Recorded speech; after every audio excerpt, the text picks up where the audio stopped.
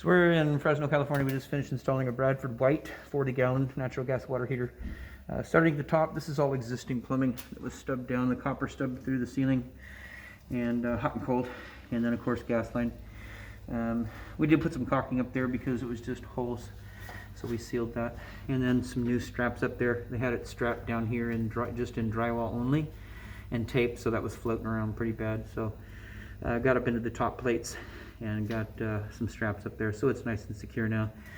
Brand new Falcon stainless steel connector down to a brass extension. Over on this side, we'll give you a brand new shutoff valve. That's a Watts 3/4 inch full port quarter turn ball valve. And all the adapters were on already. The copper adapters on the pipe, those were on. Same thing over there. So just screwed it on, brass nipple, Falcon stainless steel connector down to a brass extension. This was already sticking through. This is dual wall B vent that goes up into the attic and then out through the roof. That was installed. Gave you a new piece of single wall pipe down to an adjustable 90, and then the draft diverter, which comes with the unit. Everything's screwed. Has 3 screws in each joint, 1, 2, 3, and then of course relief valve. They had the relief line running down on the garage floor before, which is not code, so we just took it.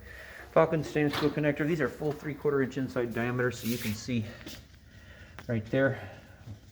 3/4 inch inside diameter. Goes over to a 3/4 inch PVC pipe. Down strap down the wall to here. Little cover plate on the inside. Homeowner did not want one. Did you pop the relief line? Okay. Over here we just gave him some nice caulking here, and it's kind of an off color, like a cream color pipe, so almost blends in pretty well with the stucco, but she didn't want to chrome the scutcheon out here. But at least that is caulked in. Upper third, just a strap. Lower third is just a strap. Over on this side, you've got a drip tee or a dirt leg, whatever you want to call it. It's in, and then a brand new gas shutoff valve, brand new gas connector over to the controller. And here we get you set at hot 120, approximately 120, and then A would be 130, B 140, C 150, very hot 160.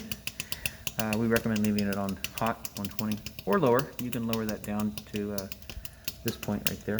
Probably give you about 110, which is great for showering.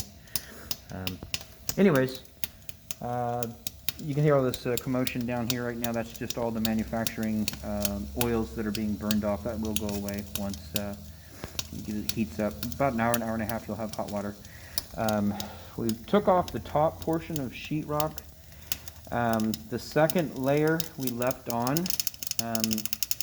It's actually glued to the top of the plywood. So you got two layers of 1/2 inch plywood, so that's 1 inch of plywood, and the drywall. So we unscrewed it, went to pull it off, and it's glued.